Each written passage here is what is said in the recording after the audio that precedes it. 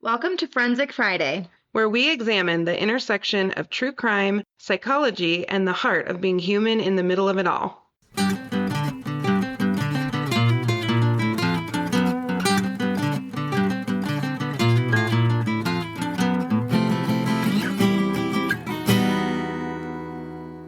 Welcome back to Forensic Friday. We're so happy you chose to join us again. We've already been getting a bunch of questions about who we are, why we're doing this, and so we decided to answer some of those in this special episode. So we thought we'd give you guys just a little bit of background on our experience as therapists. So I'm going to tell you a little bit about Natalie, and then Natalie's going to tell you a little bit about me.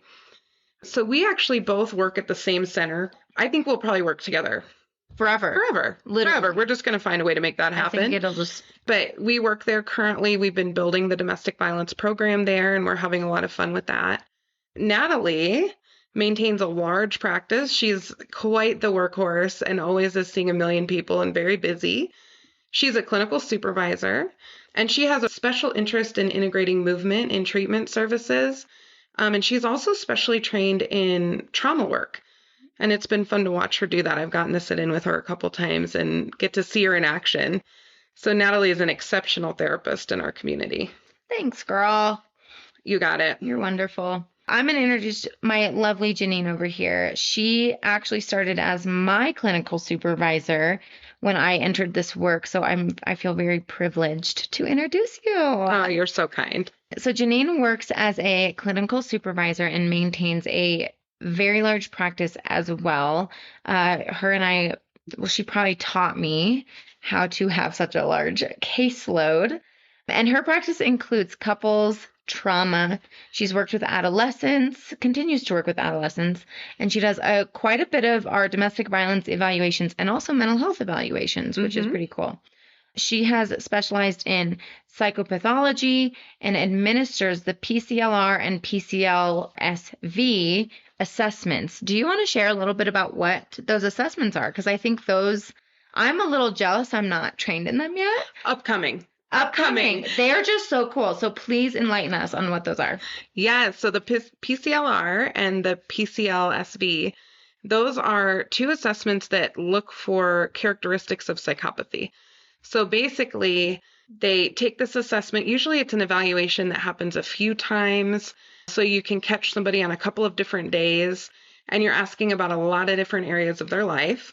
And then they're scored based on these different criteria, which we'll probably go through when we talk more about psychopathy. Absolutely. But it is a specialized training. I've done the basic training, but then also I'm in a master's course right now. And it's really beneficial. You know, there's a wide range of psychopathy. It's a continuum. And a lot of business leaders actually are on the spectrum for psychopathy. Very few people are psychopaths. Right. But if you really just look at the traits on their own, it's represented in actually quite a few professions. We'll recommend some books to you guys as we get into things a little bit more deeply that are super interesting and get into the details. I have a bachelor's degree in psychology and English literature from the University of Colorado at Boulder. Go Buffs. Go Buffs. Go Buffs. We have that in common. Nat's wearing a Buff sweatshirt right now.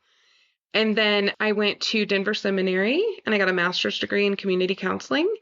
I currently hold a master's degree. I'm a licensed professional counselor, licensed addiction counselor, domestic violence clinical supervisor, and I'm EMDR trained. So those are kind of my official credentials. I have my bachelor's in psychology from CU Boulder. Go Buffs. And my master's in clinical mental health from Denver Seminary as well. I wish we had a mascot, but we don't. Go Jesus. Go Jesus. And I am also a licensed professional counselor. I am a DVOMB provider. So I work with our clients, and I'm actually in the process of also becoming a clinical supervisor for the DV side as well. It's my girl. Yep. And I'm in training for EMDR. And you do brain spotting. And I do brain spotting.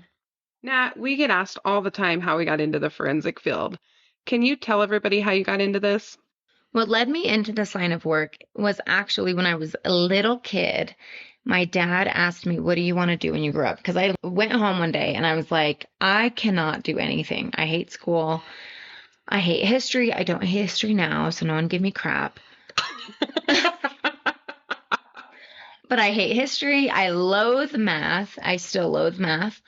On receipts, I literally write math and then the total, and I let the waiter or waitress do the math. So I loathed math. I just did not do well in school. My dad asked me, "What do you want to do when you grow up?" And I said, "I want to listen to people's stories." And so that was just one of those moments where my dad was like, "Well, there's a career for that. It's called counselor." And I was like, "I don't know what that means," because I was a child. So I do think that that actually led me into this. I did ministry work for quite a few years, thinking I could bypass the schooling and the hours that it took to become a licensed therapist or counselor, but then decided to jump into this. And then when it comes to the forensic world and the domestic violence world, I actually went out to dinner with a couple friends one night and talked to one of them, and they said, "Oh my goodness, my sister runs the internship program at this place and you should contact her." So I did, and it happens to be Janine. Mm-hmm. Yep, Love at first interview. literally. Done and done. And so I went in, interviewed for substance abuse and addiction, actually, initially. And then this other therapist said, "What about domestic violence?" And I was like, "I don't know what you mean by that. Don't they all go to jail or prison?" And he said, "No, we do groups here for individuals who've been arrested for domestic violence." And I said, "That's fascinating. I'm not interested." You were not interested. I was at not all. interested. I wasn't either. Right. Well, you and I went into this work at the same time. You Yes. got pursued by our company to become a provider and supervisor, and Yes. you and I were doing SA work, substance abuse work together. Yes. So then Janine jumped into DV. She said, "Nat, you're coming with me." And I said, 100%. "Crap. All right. I'll figure this out." Mm-hmm. And so we jumped into this world together, and I fell in love with the work. Really fast. And we didn't Really think we fast. would. We loved our substance abuse groups.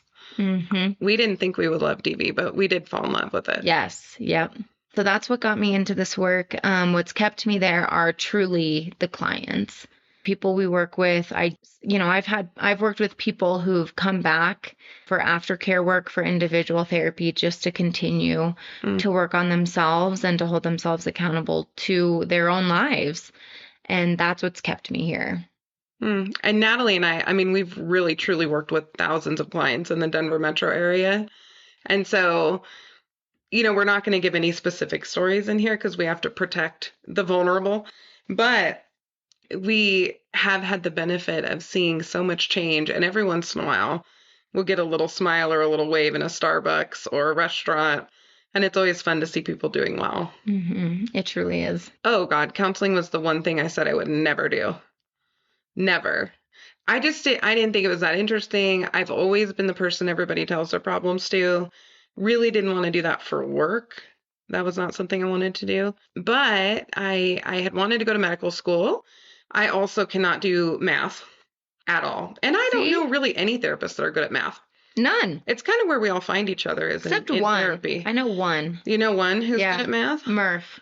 Oh, Murph. Shout out Murph. Shout out, Murph. We love you. Murph, we love you and that you know how to do math. Mhm. God bless you. I was kind of shifting gears and I decided I wanted to go get my LSAT. I wanted to go to law school. So I took the LSAT exam. You would have been such a good lawyer. Yeah, I know, but I would have hated myself. I True. would have been just a jerk, I think, if I was a lawyer. So I would have made a lot of money, upset a lot of people, and probably not liked my life a whole lot. But I happened to meet somebody, Garrett, our executive producer over here, my husband. And the only law schools I could have gone to were out of state. And so I was kind of in this quandary, like, what do I do? And my mom one day said, you should look into becoming a counselor. And I thought that was dumb, but my mom knows all kinds of things and always knows me better than I know myself. So I really sat with it and I thought about it for a while and ended up going and visiting Denver Seminary, fell in love with the program. I actually started my practice before I graduated from graduate school, which was incredibly stupid, course but you did. very ambitious. And so I got started then. I had an excellent supervisor and I just kept working in the field. I was working at a nonprofit and I learned so much about substance abuse. I started my very first few clients were actually people with access to recovery grant. So it was women who were using methamphetamine while pregnant or were trying to remain clean and sober while pregnant. And that work was so rewarding, so hard, but so rewarding. And I was there for a few years. I took over their adolescent IOP, and then I switched over to another company where I did everything under the sun for 7 or 8 years. And I did groups. I started out in substance abuse. I learned so much about being a group facilitator and clinical supervision and having balance in my life and my caseload, and ultimately ended up in the job that I had been kind of circling with the director for a long time at Southeast. And so the timing was right, and I switched over there right before the pandemic. And then I actually worked remote for a year during the pandemic because I had to be careful because I had a family member who was immunocompromised. So I guess I have teletherapy experience as well now, not by choice, but we did it. We all kind of did it. We did. I think I'm qualified to have a podcast on this, if anyone's qualified to have a podcast, just because I truly have worked with a lot of different kinds of people and a lot of different disorders. And I really feel like I've landed where I'm supposed to be. For whatever reason, forensic work, domestic violence work, and substance abuse, which there's a ton of overlap, really is just, it's my favorite. And the rest is history. I just took to it like a fish to water. I love it. And I still love it after all these years. I love that. I know. And it's even better when you get to do it with your favorite people. I know. We get asked all the time what it takes to be a good therapist. And I think the first question is like, do you like people?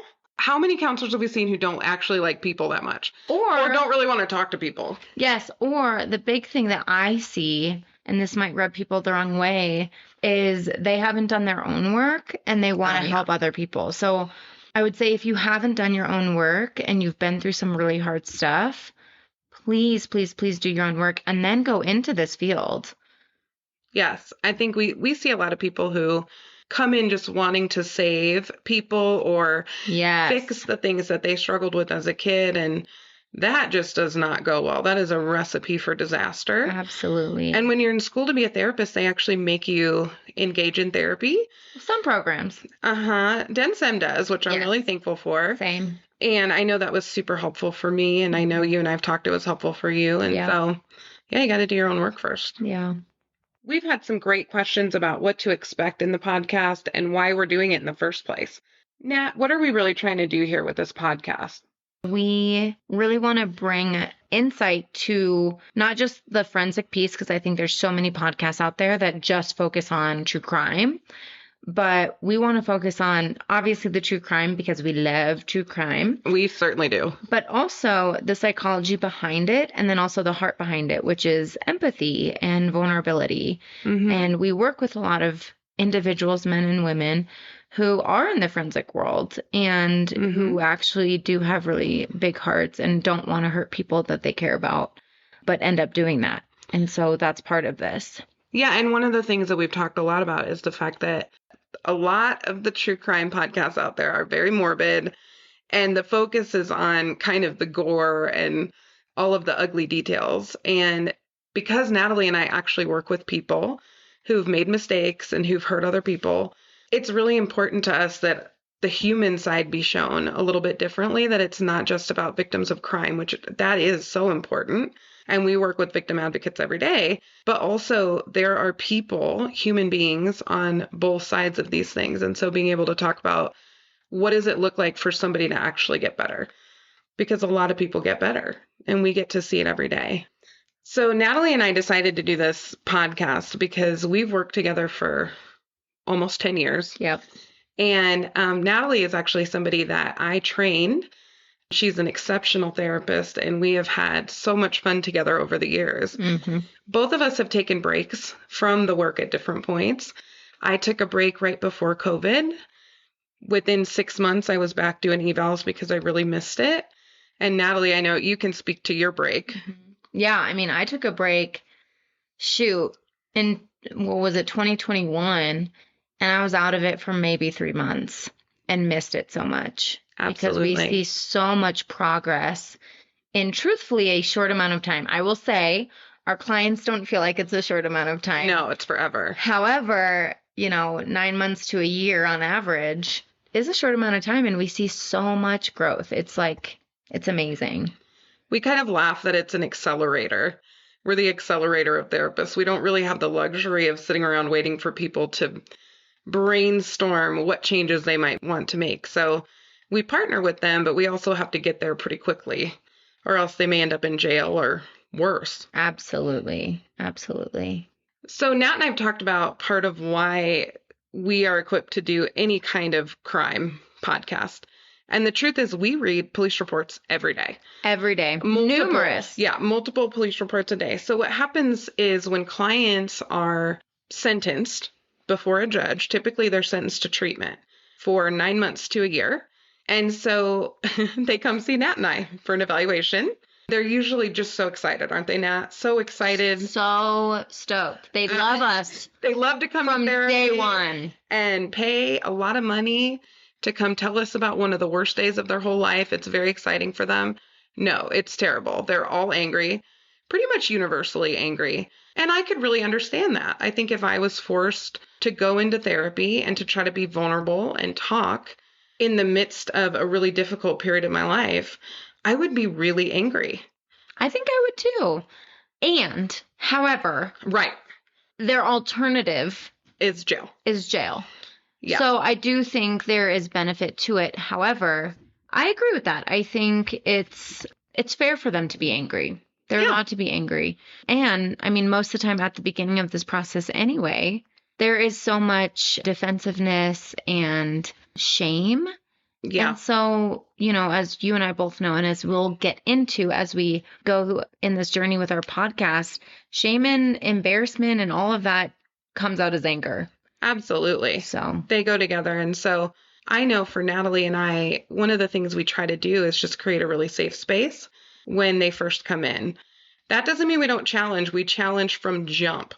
It is an immediate full court press challenge in the evaluation process even. And accountability is brought up even in the intake interview. Right away.